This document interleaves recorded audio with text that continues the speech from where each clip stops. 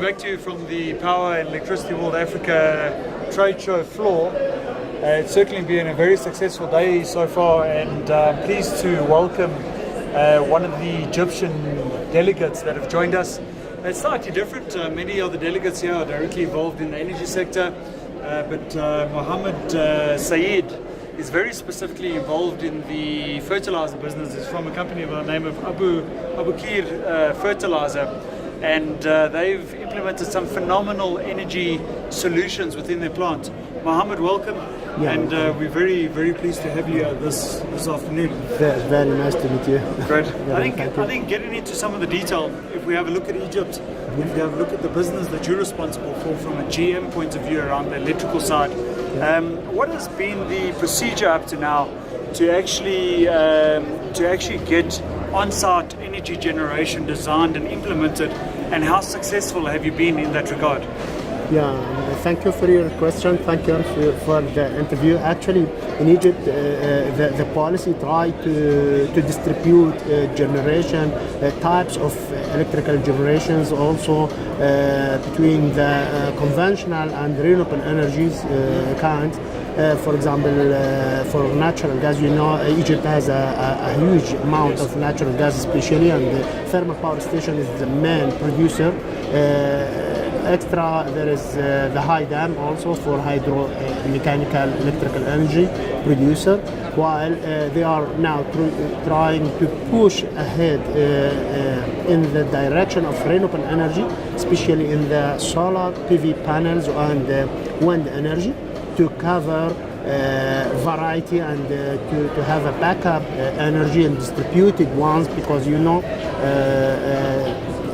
the main generation to be transmitted to distance or far areas, affecting the efficiency, and about 10% of the losses will happen for long distances. So it's better to distribute and concentrate to distribution generation, DG in general, and to have several kinds of power generations. Of course, and that gives you reliability, and it de-risks your energy mix significantly. Yeah, for sure. So when you looked at some of the energy interventions that you put into the business on site, how have you come up with that energy mix? How have you determined how you split the energy solutions from one technology or the other? You mean inside on site of the company? Correct. Actually, internally. Actually, the chemical production by nature producing a lot or huge amount of steam. So we have access of steam. So we concentrate on the thermal power station. So we have our own 3 generators, 3 thermal power stations, because we have extra amount of steam. So this basically generate about 90% or 95% of the local consuming of electrical generation. Also, we are connected in parallel with this generator with the natural grid. So we have a reliability, we have a backup, we have a redundancy for production of generation from the self-generators, which is steam turbine generators, with the natural grid. In addition, for the commercial or administrative buildings, we are trying to use the solar cell, solar cell especially, because we are in Alexandria, for example. This is at the north of Egypt, is a sunny and a very good place for photovoltaic panels. So huge projects are made to cover these administrative and storage areas and things like that on the roof. A very big question in many different African geographies has to do with the policy and regulation that allows you to decentralize or provide on-site energy generation for your own use. So if you look at the regulatory and the policy environment in Egypt, how easy has it been to design and establish, build and commission your own generation plants on site? Or was it a very lengthy process to get permission? Was there a license involved? Could you give us a bit of perspective on that? Yeah. Actually, in the last years, the government in Egypt is pushing ahead towards the encouragement of the decentralized generation, and make several policies and actions to reduce the cost and the fees of the, for example, the imported things and exported things and things like that, to reduce the fees per kilowatt hour for the generation. For example, several industries is built nowadays to encourage industry, local industry also, to reduce the taxes for these components to be imported, for example, to push. So it's the import duty that is reduced? Import taxes, and some of these components may be for free taxes, zero taxes for me. Also, they encourage investors to build new production lines, to new factories and things like that, to collect some components to produce local PV panels, and so on. So there's some form of manufacturing incentive for the solar sector to do the design and the build of the photovoltaic panel. Within Egypt. They are trying to push towards the EPC to increase the industry of the renewable energy in general, and we have a big wind turbine production line from one of the biggest names in these areas. Also, the PV panels or photovoltaic panels is pushed to increase the production. So if we look at a business similar to yours, and let's say that you wanted to install own generation capacity of 1 megawatt, and you decide on the 1st of January that this is something that you must do, how long will it take before you can start building and commission? Is it a very long process, administrative, regulation? Or do you feel the Egyptian government have tried to make it as efficient, as short as possible to actually get the production facility up and running? Actually, they are facing the time passing, and the Egyptian government for the last few months is pushing towards to increase investment in these areas especially, and they are doing big projects in several renewable energy and changing the taxes, fees, the tariff. But is there a lot of red tape? We like calling it red tape. If you make a decision and you're a private business in Egypt and you want to install a 1 megawatt photovoltaic plant, is there a lot of red tape that you need to come through to actually initiate the project, or is it much easier than that? Nowadays, it's very easy. They are trying to concentrate every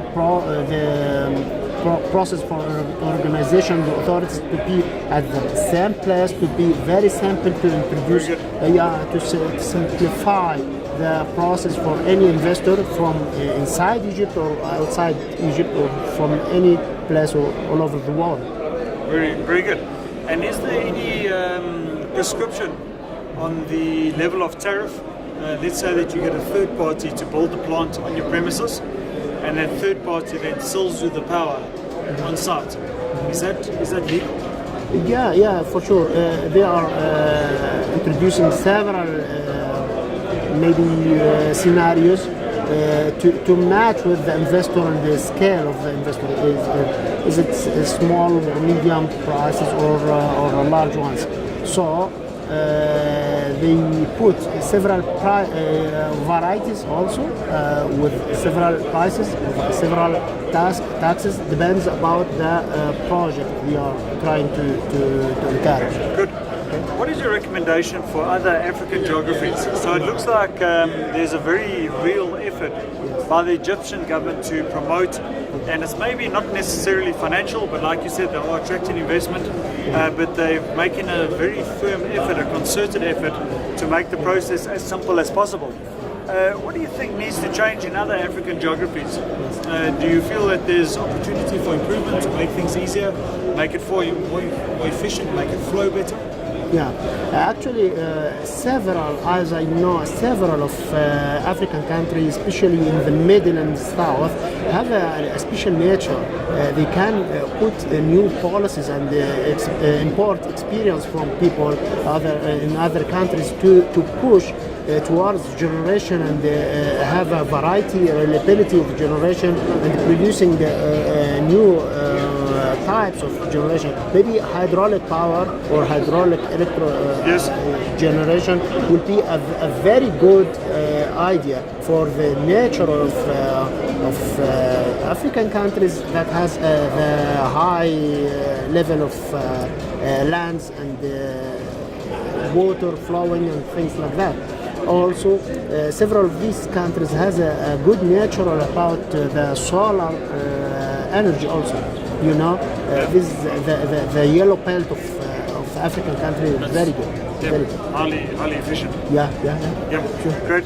So if you look at energy poverty and you consider the 650 million people that have never switched on a light before, what do you think needs to happen in the next 12 months? Actually, this is a terrible thing to know that this huge and extra huge number of people has no access to power. So, in my opinion, the governments in these countries have to do their best to have funds from all over the world, from maybe United Nations, World Bank, IFM, and all the organizations all over the world to push and to invest in this area by PPT, maybe PPP, any kind of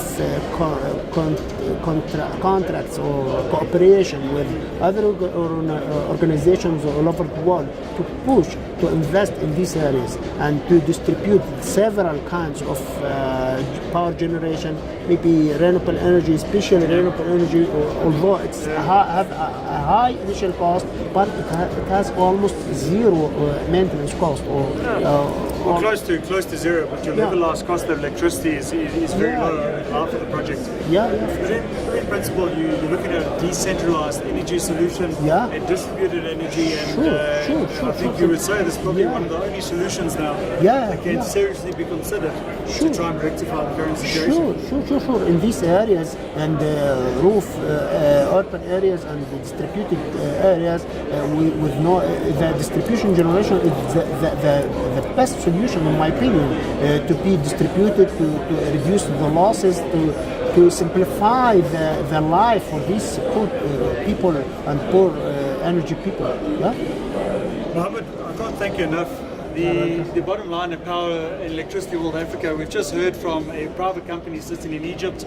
They've had a very successful run in terms of on-site generation, and I think it's testament to the fact that the Egyptian government has been extremely proactive, and there's possibly a very clear lesson in this for other African geographies, in that we've got to be proactive, we've got to be very systematic in our approach, but we're running out of time. The business cases are there, it's time to implement now and make a difference. So I can't thank you enough. It's the electrical general manager at Abukir Fertilizers, Mr. Mohamed Saied. Thank you very much. You're welcome. Very Cheers. welcome. Nice to meet you. All right. Thank you.